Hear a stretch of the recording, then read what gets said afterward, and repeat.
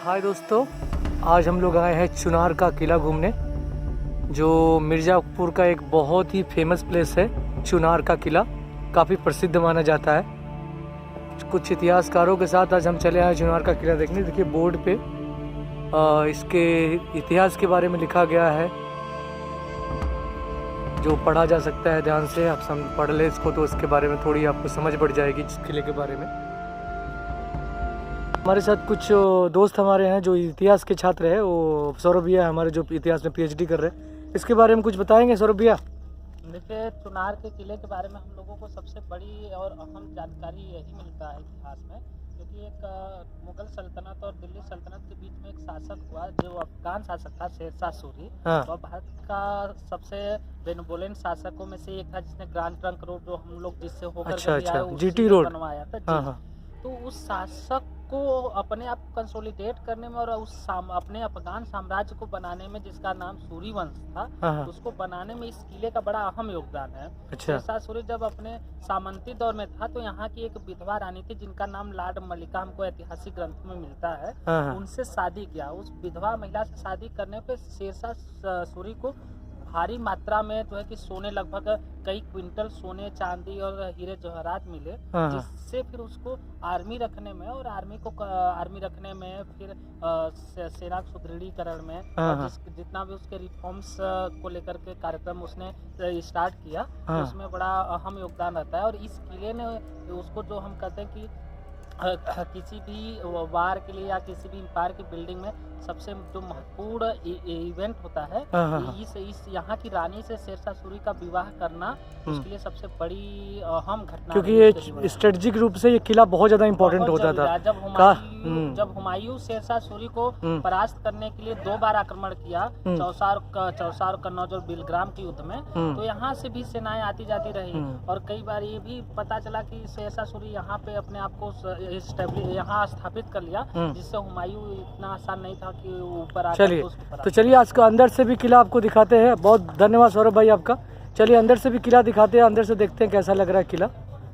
और ये इसके जस्ट किले के पीछे पूरा गंगा जी बहती हैं, आप देख सकते हैं। भी दिखाएंगे आपको। किले का मुख्य द्वार है, आप देख सकते हैं।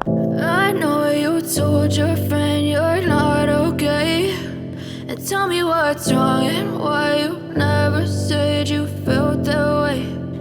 Guess you're trying to stay strong and fake a smile until I look away. But I've known you too long, it hurts to watch your blue eyes fade to gray as you fade away, as you fade away. Yeah, I'm about to fade away. देख सकते हैं तहखाने में गई है चिड़िया। इसकी तहखाना है, कैदियों को रखने के लिए काम में आता था ये। इसका रास्ता पूरा गंगा जी तक जाके मिलेगा।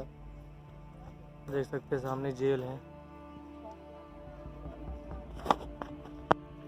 देखिए सारे तहखाने हैं ये।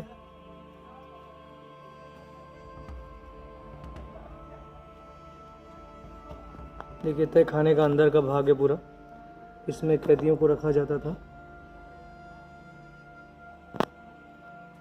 काफी बड़ा है अंदर से तहखाना।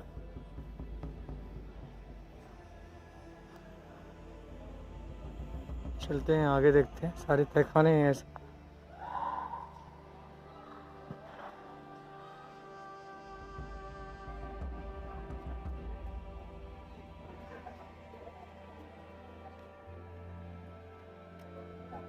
सारे तहखाने बनाए गए हैं, आप देख सकते हैं। पूरा ये सब जेल था पुराने समय में, कैदियों को रखने के काम में आता था ये।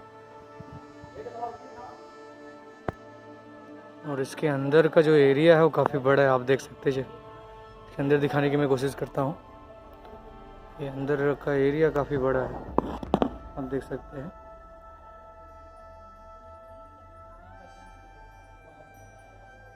वहाँ पे होंगे। तो हम बोले कि ये सब उनके सोने, सिपाहियों और जो उनके आलिम थे, उनके सोने का ही जगह है। अच्छा, ये सोने का जगह है। और उधर आप देख के आएंगे छोटे छोटे दरवाजे थे, 1-2 फीट के। तो गुप्त रूम है जिसमें पति पत्नियां, जो बड़े अधिकारी रहते हैं।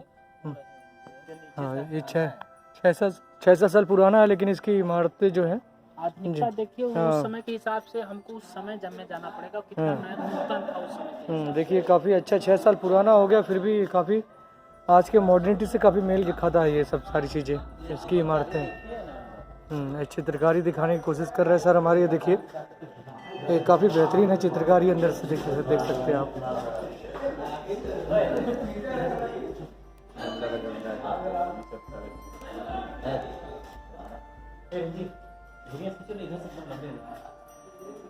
देख सकते हैं अंदर काफ़ी अच्छे से बनाया गया है इसको।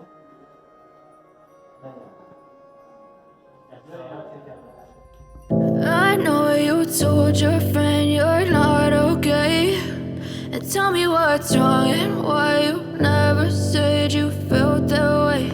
And guess you're trying to stay strong and fake a smile until I look away. But I've known you too long, it hurts to watch your blue eyes fade to grey as you fade away. ऐसे में बड़ा सख्त लौंडा हूं, लेकिन यार यहाँ में पिघल गया। सौरभ भैया है जो कुछ यहाँ की हिस्ट्री के बारे में, इतिहास के बारे में बताएंगे। जी बताइए। हाँ, तो इससे प्रीवियस वीडियो में हम लोगों ने इसके मिडवल टाइम पे इम्पोर्टेंस जो चुनार के फोर्ट का था हमने उस पर डिस्कस किया। अब मॉडर्न टाइम पे बेसिकली चुनार को 2-3 वजहों से याद किया जाता रहा। 18वीं सेंचुरी के आसपास जब बनारस स्वतंत्र हुआ अवध से, तो उसका राजा उसमें महाराजा चेत सिंह हुआ करते थे। चेत सिंह अपने आप को जब कंसोलिडेट करे थे अपने पावर को, तो उनका ब्रिटिश जो बंगाल का गवर्नर थे लॉर्ड वारेन हेस्टिंग्स से कॉन्फ्लिक्ट होता है। तो बनारसी हमेशा अपने आप को ऊपर रखते हैं, तो उन्होंने एक अफवाह मीथ बनाया, हाथी पे हौदे में जिन देखो भाग गया वारेन हेस्टिंग्स। लेकिन वास्तविकता ऐतिहासिक सोर्सेस में हम देखें तो ये पता चलता है कि लगभग रामनगर के किले के आसपास से महाराजा चेत सिंह भाग करके चुनार के रास्ते से इसी फोर्ट में आकर के शरण लिए। फिर बाद में लॉर्ड वारेन हेस्टिंग्स भी यहाँ पे आए, लेकिन उनको बहुत मिला नहीं। और दूसरा इम्पोर्टेंस हमको इसका इस समय समझ में आता है जब पंजाब में अब देखेंगे जब डिक्लाइन हो रहा है सिंह वंश का, तो महाराजा रणजीत सिंह की माँ जो महारानी जिंदर कौर थी, उनको भी इसी पहले उनको पंजाब के जालंधर के आसपास शिफ्ट किया जाता है। लेकिन बाद में लगता है उनको अंग्रेजों को शक होता है कि ये महारानी षड्यंत्र कर रही है इंपीरियल जो लेजिटिमेसी उसके खिलाफ, तो उनको यही चुनार के किले में ही उनको इम्प्रिजन दिया जाता है। फिर यहाँ से 2-3 वर्ष यहाँ रहती हूँ। इसका डिस्कस हमको लास्ट में एक किताब है दिव्यानी देवकर्णी का, उसमें भी मिलता है। तो फिर 2 साल बाद यहाँ से वो अपने कुछ गुप्तचरों जो महाराजा रणजीत सिंह के बड़े ही अच्छे सेवा साहसी पे सलाह थे, उनकी मदद से भाग करके जिंदर को नेपाल की ओर गई। फिर इसी समय विलियम क्रूक रामगरीब चौबे वगैरह के साथ विलियम क्रूक और जॉर्ज अब्राहम गियर्सन का नाम हम लोग लिंग्विस्टिक सर्वे ऑफ इंडिया के निर्माण के रूप में जानते हो। भाषा का जो भाषाई चेतना है इंडिया में, उसके कंसोलिडेशन में इन दोनों का नाम बहुत महत्वपूर्ण है। विलियम क्रूक यहाँ पे नॉर्थ वेस्टर्न प्रोविंस के अंदर ही आता था।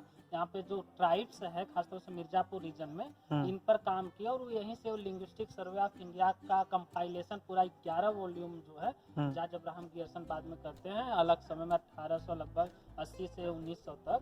तो ये भी इसी किले में रह करके वो कर रहे हैं। उनके साथी थे रामगरीब चौबे। रामगरीब चौबे हम हिंदी के जो पायनियर पर्सन एक है हिंदी साहित्य के इतिहास राइटिंग में, आचार्य रामचंद्र शुक्ल उनके दादाजी थे। तो उनके मदद से रामगरीब चौबे और विलियम क्रूक यहाँ पे रह करके भारत में जो भाषाई चेतना है उसको लिख रहे थे उसके बारे में। और भी बहुत सारे इम्पोर्टेंट पर्सनालिटी थे, उनको यहाँ पे जेल में रखा गया था। बेसिकली महारानी जिंदर कौर को हम लोग ज़्यादा याद करते हैं। अच्छा, चलिए ये हिस्टोरिकल एविडेंस जान के काफ़ी अच्छा लगा हमें। हो सकता है इससे बहुत लोगों को भी जानकारी ज़्यादा हो सके चुनार के किले के बारे में। देखिए वो सामने छोटी सी एक जगह दिख रही है, वहाँ पे वो हैंगिंग पॉइंट है, वहाँ पे लोगों को फांसी दी जाती थी वहाँ पे देख सकते हैं चुनार के किले में।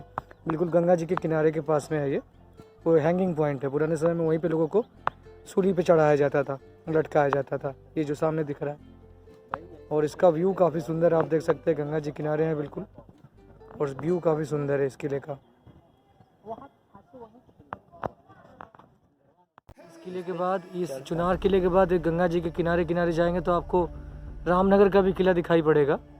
ऐसा माना जाता है कि ताकि सांकेतिक रूप से लोग ऊपर आग जलाते थे तो यहाँ से चुनार के किले से वो दिखता था। तो काफ़ी ज़्यादा इम्पोर्टेंस है चीज़ों का। यहाँ से हालांकि जो रामनगर का किला है करीब 30 किलोमीटर दूर है, 30 से 35 किलोमीटर दूर है, पर वहाँ जो सांकेतिक रूप से जो आग दिखाई जाती थी, इस किले से लोग ऊपर चढ़ के यहाँ से देखते थे आर्मी को कुछ मैसेज वगैरह देने के लिए। काफ़ी ज़्यादा इसका हिस्टोरिकल एविडेंस है। तो वहाँ दिख जाता था उस समय, तो और भी साफ मौसम रहा, वरना इस समय धुंध और जो है कि देख सकते हैं प्रांगण काफ़ी सुंदर तरीके से बनाया गया है। ऊपर जो लकड़ियाँ हैं करीब 6-7.5 साल पुरानी हैं, और फिर भी ये ज्यों की त्यों आज भी ऐसे पड़ी हुई हैं। आप देख सकते हैं काफ़ी मजबूत लकड़ियाँ हैं जो बहुत ही पुरानी है, फिर भी इसमें कोई भी ख़राब नहीं हुई लकड़ी। किस चीज़ की लकड़ी है ये? साल या सागवन की लकड़ी हो सकती है, बहुत ही पुरानी लकड़ियाँ ये, और बहुत ही मजबूती से ये बनाई गई हैं। आज भी ज्यों की त्यों बिल्कुल है। देखिए रास्ते जो है कि तहखाने तक ले जाएंगे, चल के देखते हैं अंदर, तहखाने में ले जाएगा ये रास्ता। और सीढ़ियाँ वो छोटी-छोटी देख सकते हैं, चल के नीचे दिखाते हैं आपको कैसे दिख रहा है तहखाना। देखिए काफ़ी अरे सीढ़ियाँ चलती जा रही हैं, आप देख सकते हैं।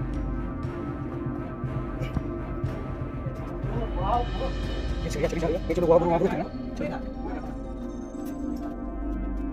अच्छा ये गंगा का पानी देखिए, यहाँ देखने को मिल जाता है। पानी में गंगा नदी में पानी रिलीज करा वो साफ बहुत साफ होता है, लेकिन पूरी तरह गंदा कर दिया उसको। ये देखिए बहुत भी रहेगा देखने के लिए।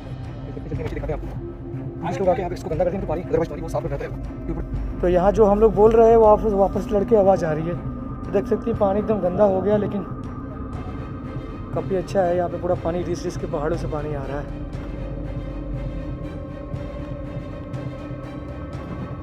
हेलो हेलो, आवाज़ लौट के वापस भी आ रहा है। तो काफ़ी सुंदर प्लेस है ये, देख सकते हैं आप।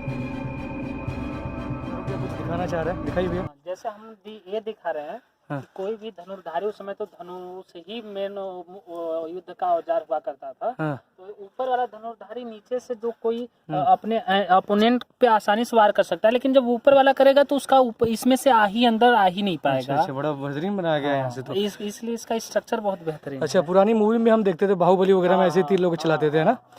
ये सारे उनके लिए निशाने लगाने के लिए, मतलब कोई दूसरा देश का आक्रमण कर दे कोई राजा, तो यहाँ से धनुर्धारी बैठ के निशाना लगाते थे। देखिए काफ़ी अच्छे से बनाया गया है, अभी बेहतरीन बनाया गया है, और पूरा चारों तरफ ही बनाया गया है।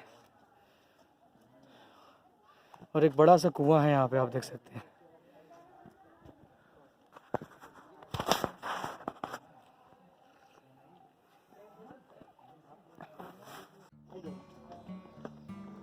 तो हम लोग अब पूरा किला घूम के अब उसको बाहर निकलने जा रहे हैं। तो किला घूमने के बाद अभी हम लोगों का फीडबैक लेते हैं जो हमारे साथ घूमने आए थे, आपको बताते हैं। ये रहा किले का मेन द्वार, चलते हैं।